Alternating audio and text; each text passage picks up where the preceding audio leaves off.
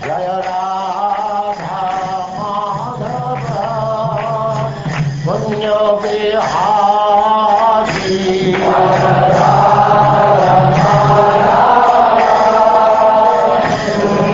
And now Chapter 6, Brahma Satisfies Lord Shiva.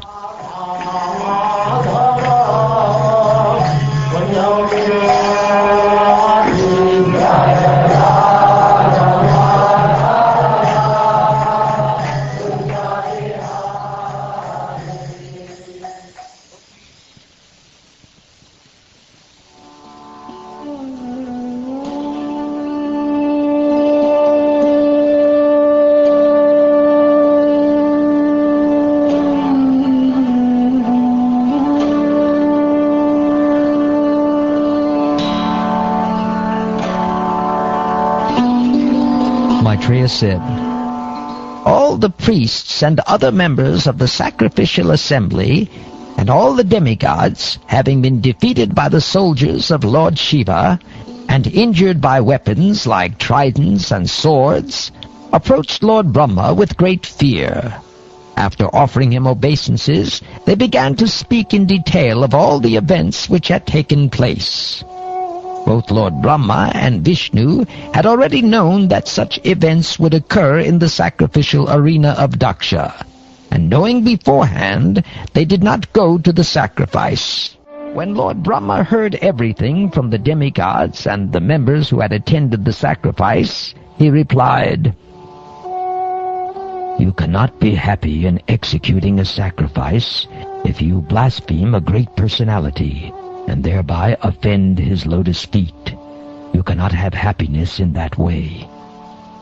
You have excluded Lord Shiva from taking part in the sacrificial results. Therefore, you are all offenders at his lotus feet. Still, if you go without mental reservations and surrender unto him and fall down at his lotus feet, he will be very pleased."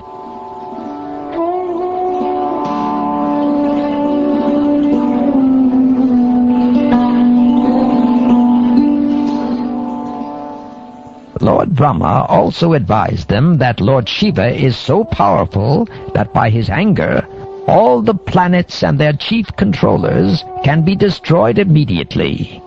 Also, he said that Lord Shiva was especially sorry because he had recently lost his dear wife, and was also very much afflicted by the unkind words of Daksha. Under the circumstances, Lord Brahma suggested it would behoove them to go at once and beg his pardon. Lord Brahma said that no one, not even himself, Indra, all the members assembled in the sacrificial arena, or all the sages, could know how powerful Lord Shiva is. Under the circumstances, who would dare to commit an offense at his lotus feet? After thus instructing all the demigods, the Pitas, and the lords of the living entities, Lord Brahma took them with him and left for the abode of Lord Shiva, known as the Kailas Hill. The abode known as Kailas is full of different herbs and vegetables, and it is sanctified by Vedic hymns and mystic yoga practice. Thus the residents of that abode are demigods by birth, and have all mystic powers. Besides them, there are other human beings who are known as Kinnaras and Gandharvas, and are accompanied by their beautiful wives, who are known as Apsaras or angels. Kailas is full of mountains filled with all kinds of valuable jewels and minerals, and surrounded by all varieties of valuable trees and plants. The top of the hill is nicely decorated by various types of deer. There are many waterfalls, and in the mountains there are many beautiful caves in which the very beautiful wives of the mystics are found. On Kailas Hill there is always the rhythmical sound of the peacock's sweet vibrations and the bees humming. Cuckoos are always singing, and other birds whisper amongst themselves. There are tall trees with straight branches that appear to call the sweet birds, and when herds of elephants pass through the hills, it appears that the Kailas hill moves with them. When the waterfalls resound, it appears that Kailas hill does also. The whole of Kailas hill is decorated with various kinds of trees, of which the following names may be mentioned: Mandara, Parijata, Sarala, Tamala, Tala, Kovadata, Asana, Arjuna, Amrajati, which is mango, Kadamba, Duli Kadamba, Naga, Punaga, Champaka, Patala, Ashoka, Bakula, Kunda, and Kurubaka. The entire hill is decorated with such trees, which produce flowers with fragrant aromas.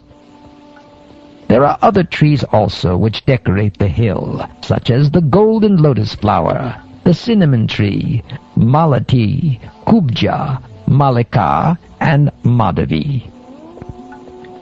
Kailas hill is also decorated with such trees as Kata, jackfruit, Julara, banyan trees, plakshas, neogrotas, and trees producing asafoetida. Also, there are trees of betel nuts and burja patra, as well as rajapuka, blackberries, and similar other trees. There are mango trees, priyala, madhuka, and inguda. Besides these, there are other trees like thin bamboos, kichaka, and varieties of other bamboo trees, all decorating the tract of Kailas hill. There are different kinds of lotus flowers, such as kumuda, utpala, and shatapatra. The forest appears to be a decorated garden, and the small lakes are full of various kinds of birds who whisper very sweetly. There are many kinds of other animals also, like deer, monkeys, boars, lions, rakshas, shalyakas, forest cows, forest asses, tigers, small deer, buffalo, and many other animals who are fully enjoying their lives. There are varieties of deer, such as Karnantra, Ekapada, Ashvasya, Rika, and Kasturi, the deer which bears musk.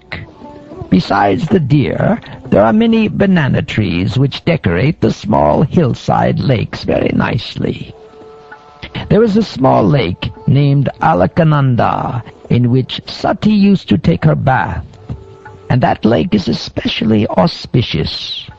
All the demigods, after seeing the specific beauty of Kailas hill, were struck with wonder at the great opulence to be found there. Thus the demigods saw the wonderfully beautiful region known as Alaka in the forest known as Sogandika, which means full of fragrance. The forest is known as Sogandika because of its abundance of lotus flowers. They also saw the two rivers named Nanda and Alakananda. These two rivers are sanctified by the dust of the lotus feet of the Supreme Personality of Godhead, Govinda. My dear Kshata, Vidura, the celestial damsels come down to those rivers in their airplanes with their husbands, and after sexual enjoyment, they enter the water and enjoy sprinkling their husbands with water. After the damsels of the heavenly planets bathe in the water, it becomes yellowish and fragrant due to the kunkum from their bodies. Thus the elephants come to bathe there with their wives, the she-elephants, and they also drink the water, although they are not thirsty. The airplanes of the heavenly denizens are bedecked with pearls, gold, and many valuable jewels. The heavenly denizens are compared to clouds in the sky decorated with occasional flashes of electric lightning. While traveling, the demigods passed over the forest known as Sogandika, which is full of varieties of flowers, fruits, and desire trees. While passing over the forest, they also saw the regions of Yaksheshvara, or Kuvera. In that celestial forest, there were many birds whose necks were colored reddish, and whose sweet sounds mixed with the humming of the bees. The lakes were abundantly decorated with crying swans, as well as strong-stemmed lotus flowers. All these atmospheric influences unsettled the forest elephants, who flocked together in the sandalwood forest, and the blowing wind agitated the minds of the damsels there for further sexual enjoyment. They also saw that the bathing ghatas and their staircases were made of Vaidurya money. The water was full of lotus flowers. Passing by such lakes, the demigods reached a place where there was a great banyan tree. That banyan tree was 800 miles high, and its branches spread over 600 miles around. The tree cast a fine shade, which permanently cooled the atmosphere, yet there was no noise of birds. The demigods saw Lord Shiva sitting under that tree, which was competent to give perfection to mystic yogis and deliver all people. As grave as time eternal, he appeared to have given up all anger. Lord Shiva sat there, surrounded by saintly persons like Kuvera, the master of the Guhyakas, and the 4 Kumaras, who were already liberated souls. Lord Shiva was grave and saintly. The demigods saw Lord Shiva situated in his perfection as the master of the senses, knowledge, fruitive activities, and the path of achieving perfection. He was the friend of the entire world, and by virtue of his full affection for everyone, he was very auspicious. He was seated on a deerskin and was practicing all forms of austerity. Because his body was smeared with ashes, he looked like an evening cloud. On his hair was the sign of a half-moon, a symbolic representation. He was seated on a straw mattress, and speaking to all present, including the great sage Narad, to whom he specifically spoke about the absolute truth. His left leg was placed on his right thigh, and his left hand was placed on his left thigh. In his right hand he held Rudraksha beads. This sitting posture is called Virasana. He sat in the Virasana posture, and his finger was in the mode of argument. All the sages and demigods, headed by Indra, offered their respectful obeisances unto Lord Shiva with folded hands. Lord Shiva was dressed in saffron garments and absorbed in trance, thus appearing to be the foremost of all sages. Lord Shiva's lotus feet were worshipped by both the demigods and demons, but still, in spite of his exalted position, as soon as he saw that Lord Brahma was there, among all the other demigods, he immediately stood up and offered him respect by bowing down and touching his lotus feet, just as Vamandev offered his respectful obeisances to Kashyapa Muni. All the sages who were sitting with Lord Shiva, such as Narad and others, also offered their respectful obeisances to Lord Brahma. After being so worshipped, Lord Brahma, smiling, began to speak to Lord Shiva. Lord Brahma said, "My dear Lord Shiva, I know that you are the controller of the entire material manifestation, the combination father and mother of the cosmic manifestation, and the Supreme Brahman beyond the cosmic manifestation as well. I know you in that way.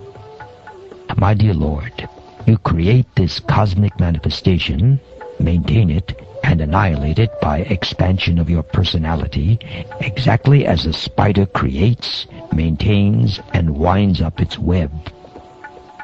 My dear Lord, your Lordship has introduced the system of sacrifices through the agency of Daksha, and thus one may derive the benefits of religious activities and economic development. Under your regulative principles, the institution of the 4 varnas and ashrams is respected. The Brahmins therefore vow to follow this system strictly. O most auspicious Lord, you have ordained the heavenly planets, the spiritual Vaikuntha planets, and the impersonal Brahman sphere as the respective destinations of the performers of auspicious activities. Similarly, for others who are miscreants, you have destined different kinds of hells, which are horrible and ghastly. Yet sometimes it is found that their destinations are just the opposite. It is very difficult to ascertain the cause of this. My dear Lord, devotees who have fully dedicated their lives unto your lotus feet certainly observe your presence as Paramatma in each and every being, and as such they do not differentiate between one living being and another. Such persons treat all living entities equally. They never become overwhelmed by anger like animals who can see nothing without differentiation. Persons who observe everything with differentiation, who are simply attached to fruitive activities, and who are mean-minded, who are always pained to see the flourishing condition of others, and who thus give distress to them by uttering harsh and piercing words, have already been killed by Providence. Thus there is no need for them to be killed again by an exalted personality like you. My dear Lord, if in some places materialists who are already bewildered by the insurmountable illusory energy of the Supreme Godhead sometimes commit offenses, a saintly person with compassion does not take this seriously. Knowing that they commit offenses because they are overpowered by the illusory energy, he does not show his prowess to counteract them. My dear Lord, you are never bewildered by the formidable influence of the illusory energy of the Supreme Personality of Godhead. Therefore you are omniscient, and should be merciful and compassionate toward those who are bewildered by the same illusory energy and are very much attached to fruitive activities.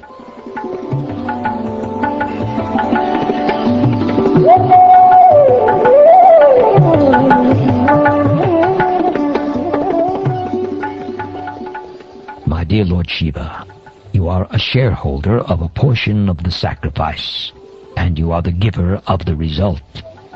The bad priests did not deliver your share, and therefore you destroyed everything, and the sacrifice remains unfinished. Now you can do the needful and take your rightful share. My dear Lord, by your mercy, the performer of the sacrifice, King Daksha, may get back his life. Bhaga may get back his eyes, Bhrigu his mustache, and Pusha his teeth. O Lord Shiva, may the demigods and the priests, whose limbs have been broken by your soldiers, recover from the injuries by your grace. O destroyer of the sacrifice, please take your portion of the sacrifice, and let the sacrifice be completed by your grace.